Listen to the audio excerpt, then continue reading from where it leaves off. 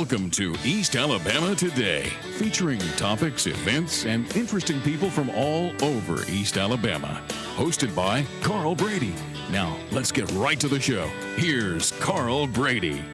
Hello, everyone. Welcome into East Alabama Today. I'm Carl Brady. Thanks so much for being with us on today's program. We want to start you off with some contact information for the show, as we always do, because you know, you guys are our eyes and ears out on the street around East Alabama. You know what's happening in your community out there in your neck of the woods. So let us know what's happening, and you never know, you might find yourself or your event featured here on East Alabama Today. The best way to let me know what's going on is to send me email. cbrady@tv24.tv. cbrady@tv24.tv.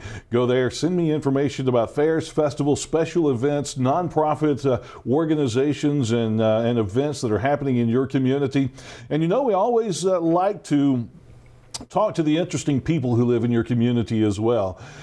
Folks who are writers, authors, or musicians, or even if they just have an odd or interesting hobby and you think they'd be a great guest on the program, that's exactly who we're looking for. So we want you to send us their information. cbrady@tv24.tv. And remember to go to our brand new, newly redesigned website at tv24.tv to check out past episodes of East Alabama Today. A whole on-demand archive there, so you can, if you miss it on TV, you can always go online and view it there at tv24.tv. I think you're going to love today's show. We'll be back to get started in just a moment.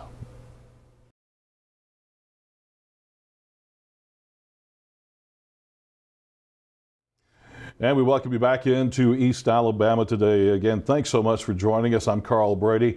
And as we always talk about in the opening, we're looking for the interesting people in the community. And we've got a really interesting guest with us today. It's a name and a face that many of you are going to recognize. So we'd like to welcome Les Butler today to East Alabama Today. Les, great to have you on the program. Thank you for having me, Carl. My pleasure. I've been watching you online. You, sir, do a good job.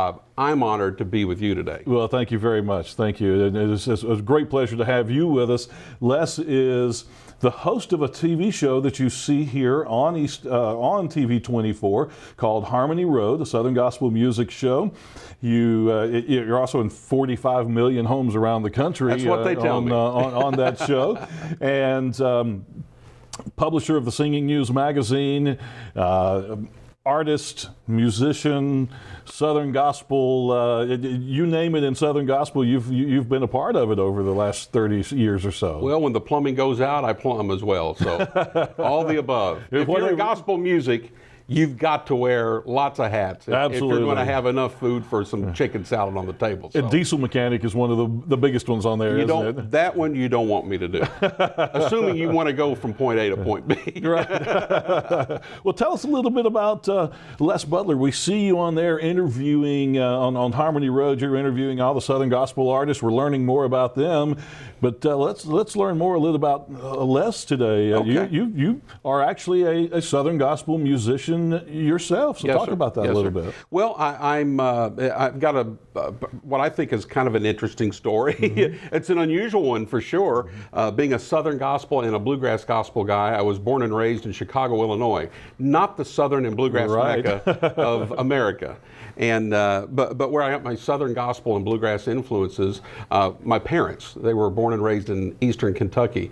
Way up in the mountains. Oh, yeah. And all I've ever known all my life is that type of lifestyle, even in Chicago, Illinois. Cornbread, pinto beans, raw onion, that's me, And so I got my music is from them, and they played and sang, and when they did, it was all Southern country bluegrass stuff. One of my favorite stories to ever tell is as a child, I remember we had a big long Oldsmobile 98. You remember? They were 50 feet long. They were like a bus, and we were going through downtown Chicago, the Magnificent Mile, Michigan Avenue, where all of the multi-million-dollar stores and the Sears Tower and the John Hancock and all of that going on. And it was in the summer and it was hot, and that Olds 98 didn't have air, and so the windows were down, and we were going through town with Flatt and Scruggs live from Carnegie Hall blaring. stood out a little bit. I'm sure, yeah. And then also my parents, they were members of what was then called the Canaan Record Club. Canaan Records was the top Southern gospel label. Yeah. And it was the home label of folks like the Happy Goodmans, the Florida Boys, the Inspirations, the list goes on and on and on. Yeah. And so once a month, we got an album sent to us as being a part of that club. And so that's how I learned how to play all of my instruments. We'd open up the box, I'd put it on our big piece of furniture, turntable, 10 feet long, 5 feet wide, all wood, just a piece of furniture. It happened to have a record player. Built right in the middle of it. And so I'd slap 5 of them on there from Canaan Records, and they'd drop, one at a time. And I'd go to the piano and play along with Darrell Stewart and Martin Cook and all of these Southern gospel piano players. And so that's where a city slicker like me gets to be in Southern gospel and bluegrass gospel music because of my parents. Absolutely. So that's how all of that started. But how did that translate into the more business side of things, of actually becoming the publisher of Singing News magazine and then the radio shows, the TV shows, and those kind of things? Well, my very first weekend on the air was the first weekend in October 1978. And it was on WYCA 92.3 FM in Hammond, Indiana, which is right on the border of Hammond and Chicago and all that. So that was, this is 2014, so 36 years, this is my 36th year. So I started the business side there on the radio. And then that went from going to some other radio stations as I moved throughout my career. And then I guess about 16 years ago, I met Jim Cumbie, who was the new owner of what's now known as the Solid Gospel Radio Network. And one thing led to another, and I moved to Nashville to help him work on that network, and ended up running the network with him. And then he sold it and went to work for the company that purchased it, Salem Communications. And Salem ended up buying Singing News magazine. And so then I went from not just being in the radio division to being in the publishing division. Right. And at the time when Jerry Kirksey retired, then I took the position as publisher. So and so I still work with Singing News as today, and Solid Gospel as well. Let's talk about the magazine a little bit. It is absolutely the most well-known magazine that covers Southern gospel music. You handle the charts, you handle interviews, art, concert tours, everything in there. How do you keep your finger on everything going on in the industry that way? Well, I don't, but we have a staff, that they're very good, and couldn't do it without them for sure. And so Danny Jones, the editor-in-chief, he's been the editor for, I guess, close to 20 years. And man, he just does a stellar job. Rick Francis and Dawn Shue and Pam Slaney. My daughter works there now and has for the past several years, Amber. And so it's the staff, and we're just very involved in the music. It's not a 40-hour-a-week job, especially for myself and for Danny. I mean, it is our livelihood and it's our lives. Right. And we love it, and so we eat, drink, breathe, and sleep it. And so just because of absorbing all of that, we pretty well can keep up with what's going on. But, Southern gospel groups, lots of changes. And this person will leave and start a group, and this one goes there. So sometimes we need a scoreboard, but we figure it out. Well, you guys are a good scoreboard for us, so we can we can keep up with those things. I'll tell you a couple of my favorite things that are part of Singing News magazine.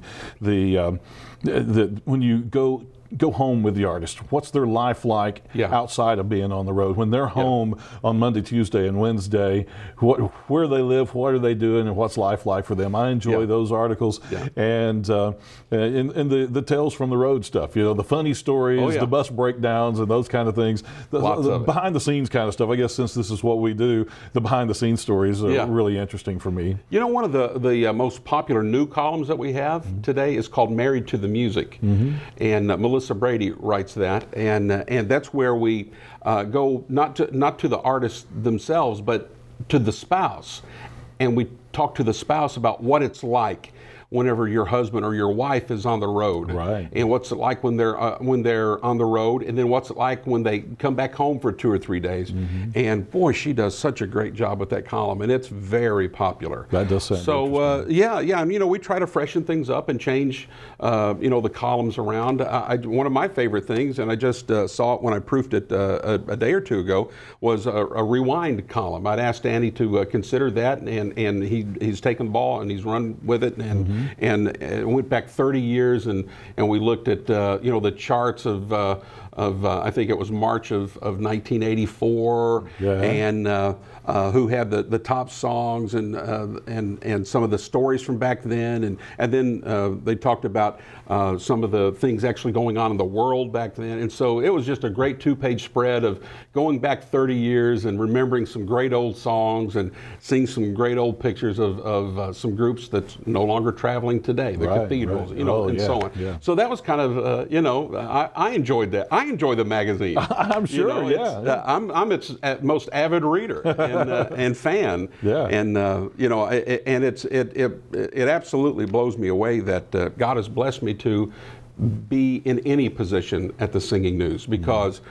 I go back to when it was a tabloid, a newspaper, not a magazine, and I saved up my nickels and dimes when I started on the radio in 1978. I was just 16 years old, and I would buy that copy every month, and I would use that as my fodder and what I talk about on my shows.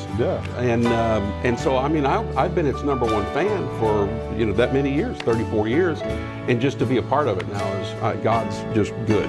Oh, absolutely. God's good to me. We'll take a quick commercial break and be back in just a moment and visit more with Les Butler. So stay with us here on East Alabama Today.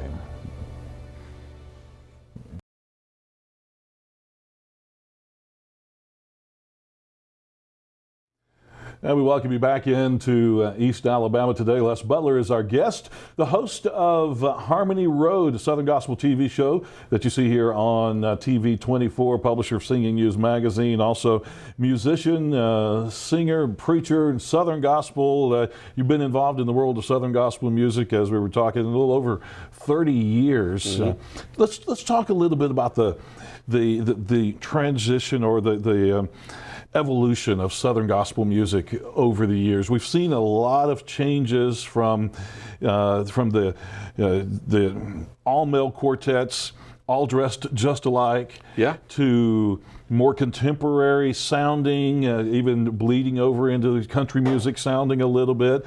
But that bass, that Southern Gospel feel and spirit is always there, even as the music has changed a little bit. I think the common thread to all of that is that Southern Gospel, more than any of the other forms of Christian music, is based straight up in the Word of God. And there's lots of blood, cross, Jesus is coming again. The core of the Word is the core of a Southern Gospel song. And whether it's done with 4 guys wearing the same suits, 4 different suits, family groups, bluegrass stylings, acoustic instruments, the core, what makes Southern Gospel music is that message. Yes. And that is the same. And even though we still call it Southern Gospel, the audience is worldwide now.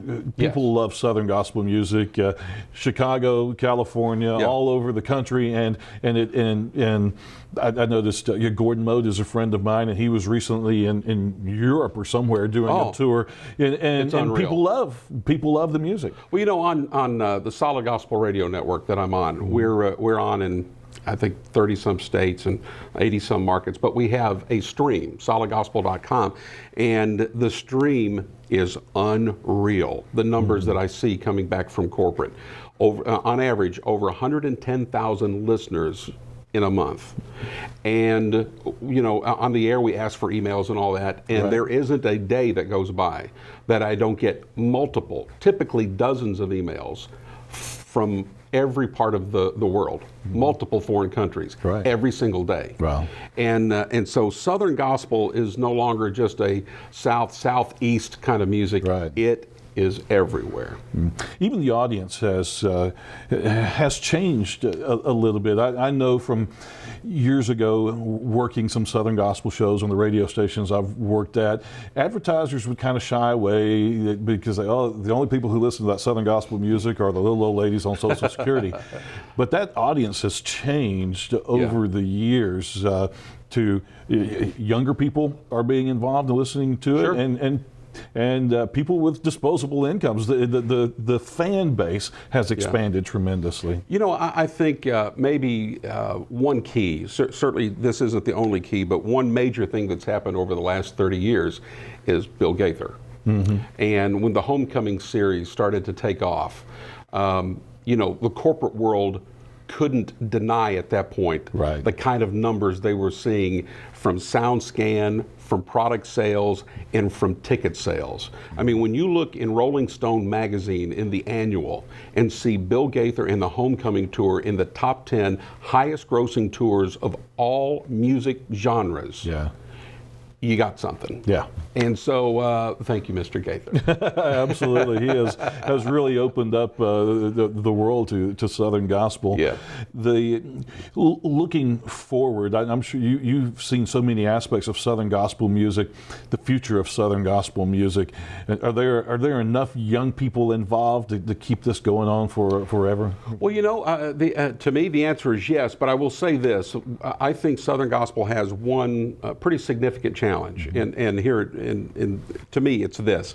We have got to get real instruments back in the hands of real hands and musicians, and less of what I would call karaoke. I mean, soundtracks and singing, and some of my favorite groups, that's how they do it, and they bless me. And so I you know, I'm not slamming them, but you know, when a young person can go in their room, fire up Guitar Hero, and play guitar with the biggest bands in the history of the world, when they can do that in their home, you know, we've got to be able to give them a venue to come out and do that in public, or they'll figure it out on their own and go to music genres that will allow them to do that. And so I think the biggest challenge, in my opinion, is to get away from the canned music and let's get back to a band, even if it's just piano and bass. That's a start.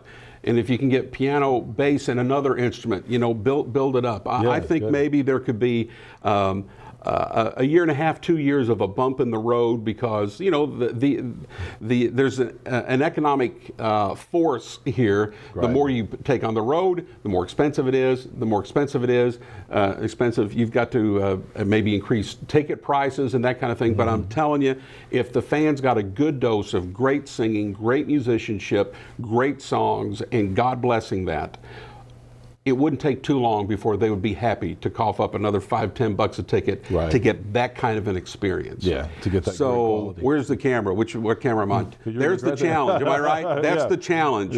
Help us to figure that out, and let's get that fixed. You know, Southern gospel is so big that every community, no matter how big or small, has a Southern gospel group in it. And there are a lot of people out there on a every weekend basis who are singing Southern gospel music in a church somewhere. They're not in the Singing News Top 10 or making the charts. They're not even able to afford to put out records most of the time, or CDs. What would you say to them as a piece of advice from somebody who's in the business for so long? What's the best thing you can tell them? Well, first I tell them, God bless them. Thank you for whatever you do for the cause of Christ. Bloom where you're planted. Maybe you should just be in your local community. Maybe that's God's plan for you.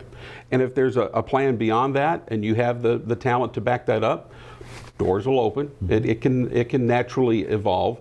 But you know, not everyone has been called to jump on a bus and run up and down the roads and be in the top 10 in the singing news and sing on the main stage at the National Quartet Convention. Bloom where you're planted. Absolutely. We need to take us another quick commercial break, so we'll take care of that right now and come back and finish things up in just a moment. So stay with us here on East Alabama Today.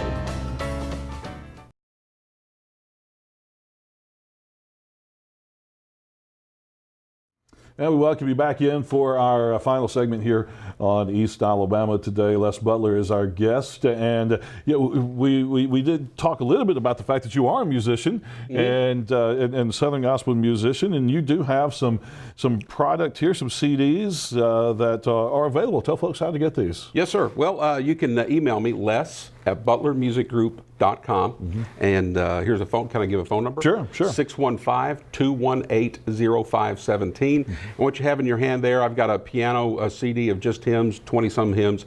My son and I, between the two of us, we play like 15 different instruments. Wow. And so we call ourselves a two-man band. And so that CD has, like I say, 12, 13 instruments, all played by the two of us. Wow. And so that's that. And then my wife and I, we sing, and you've got one of those there as well.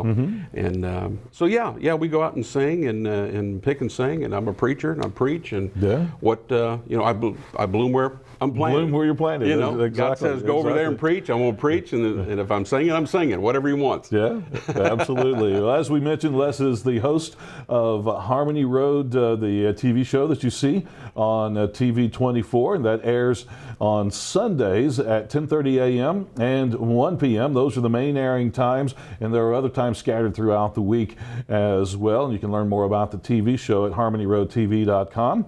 And also, don't forget the Singing News magazine. Les is the publisher of the Singing News magazine, and that is singingnews.com.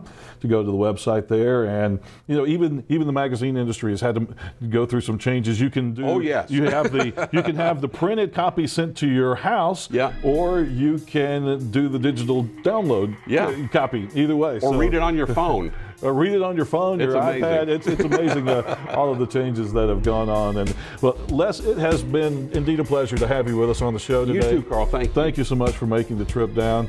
And folks, thank you for joining us for East Alabama Today as well. We hope you have a great day, and we'll see you again next time.